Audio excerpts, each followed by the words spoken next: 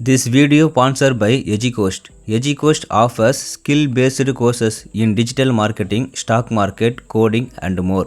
The struggle to find courses that truly speak your language, it's finally over. Welcome to EduQuest, where learning is made just for you. At EduQuest, we bring you a wide range of online courses, from career building programs to skill boosting masterclasses, all in your regional language. Because we believe language should never be a barrier to success. Our courses are tailor-made after understanding what today's learners really need. So why wait? Start learning the smarter, simpler way only with EduQuest.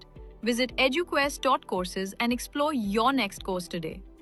And hey, don't miss out on our exciting offers and promotions. வணக்கம் நண்பர்களே, நீங்கள் எப்பொழுதாவது நினைத்து பார்த்திருக்கிறீர்களா?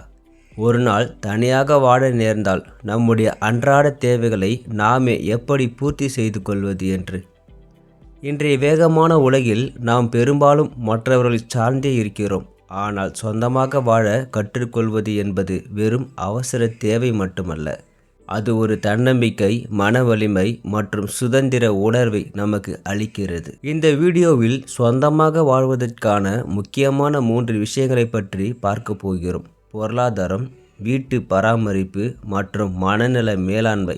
இந்த 3 தூண்களை பற்றி தெளிவாக புரிந்து கொண்டால் உங்களால் தைரியமாகவும் மகிழ்ச்சியாகவும் தனியாகவும் வாழ முடியும்.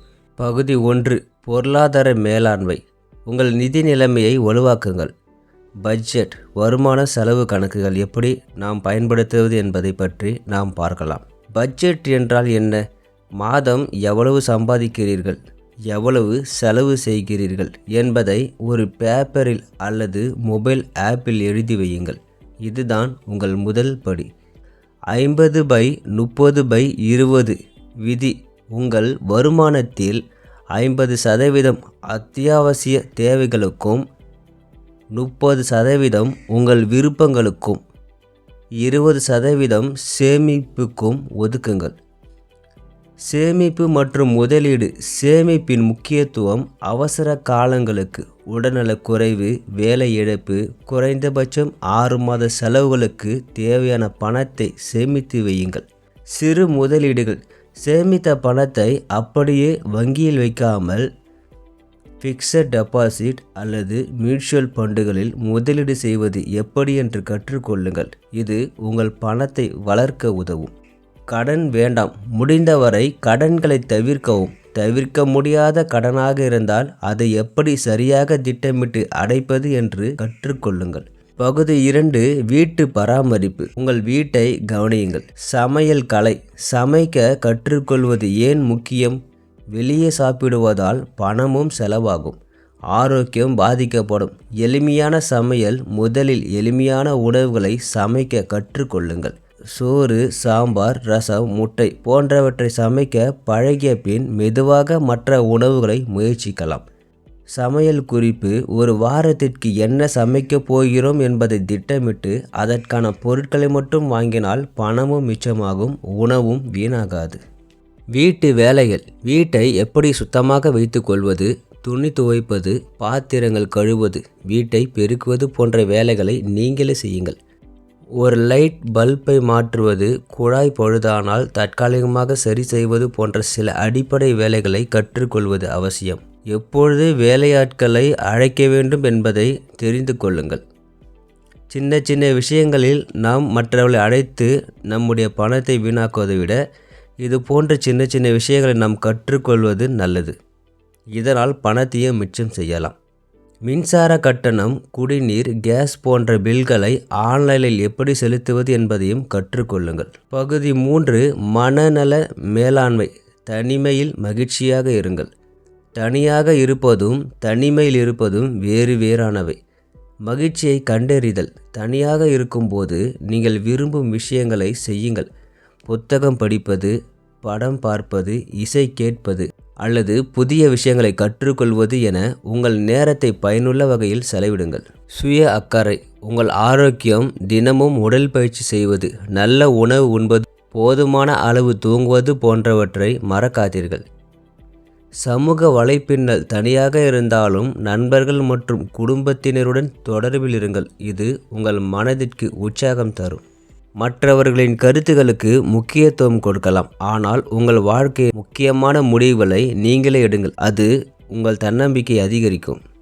சிறு கதையுடன் நாம் இந்த வீடியோவை முடித்து கொள்ளலாம்.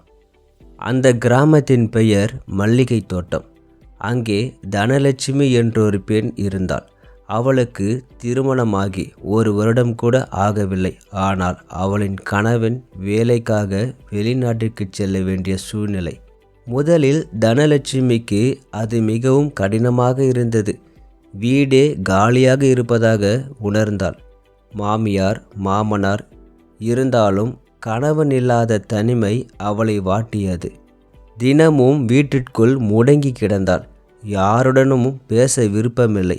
அவள் எப்பொழுதும் மகிழ்ச்சியாக பேசுவாள், சிரிப்பாள். ஆனால் இப்பொழுது அவள் சிரிப்பு மல்லிகை தோட்டத்திற்குள் காணாமல் போனது. ஒரு நாள் அவளது வயதான மாமியார் அவளை அழைத்து, "தனம், ஏன் இப்படி வாடுகிறாய்? உன் கணவன் திரும்பி வருவான். அதற்குள் நீ உனக்கான வாழ்க்கையை இழந்து விடாதே" என்றார். அந்த வார்த்தைகள் அவளை சிந்திக்க வைத்தன. மறுநாள் காலையில் தனலட்சுமி குளித்து முடித்து கோவிலுக்கு சென்றாள். அங்கே அவளது பள்ளி தோழி கோமதி சந்தித்தாள். கோமதி மண்பாண்டங்கள் செய்வதில் கை தேர்ந்தவள். தனலட்சுமியை பார்த்ததும், "தனம், என்னாச்சு? ரொம்ப சோகமாயிருக்க" என்று கேட்டாள்.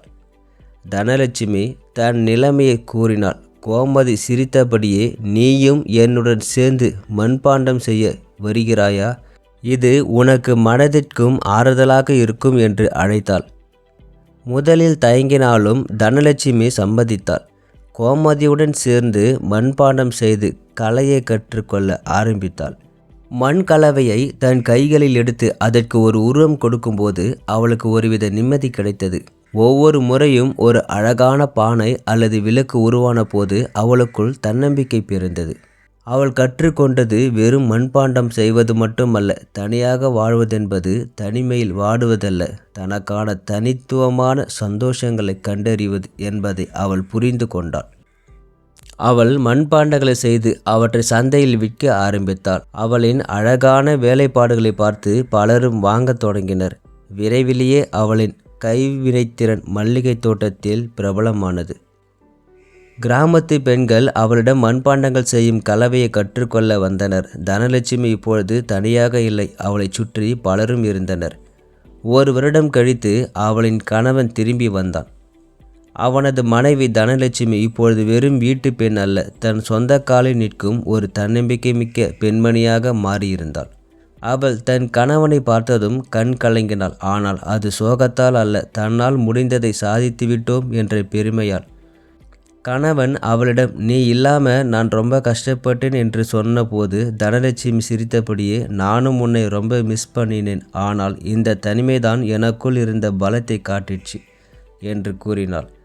இந்த கதை தனிமை என்பது ஒரு தண்டனை அல்ல, அது நமக்குள் இருக்கும் திறமைகளை கண்டறிய ஒரு வாய்ப்பு என்பதை உணர்த்துகிறது. தனலட்சுமி தன் வாழ்க்கை தானே செதுக்கி கொண்டது போல ஒவ்வொருவரும் தன் வாழ்க்கையின் சொந்தமான வாழ்வை கற்றுக்கொள்ள வேண்டும். நண்பர்களே, சொந்தமாக வாழ கற்றுக்கொள்வது என்பது ஒரு சவாலான விஷயம் அல்ல, அது ஒரு அழகான பயணம்.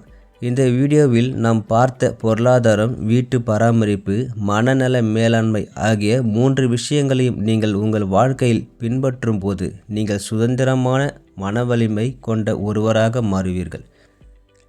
மறக்காதீர்கள், உங்கள் வாழ்க்கையின் தலைவன் நீங்கள்தான். இந்த வீடியோ உங்களுக்கு உதவியாக இருந்ததா? உங்கள் கருத்துக்களையும் அனுபவங்களையும் கமெண்ட் செக்ஷனில் பகிர்ந்து கொள்ளுங்கள்.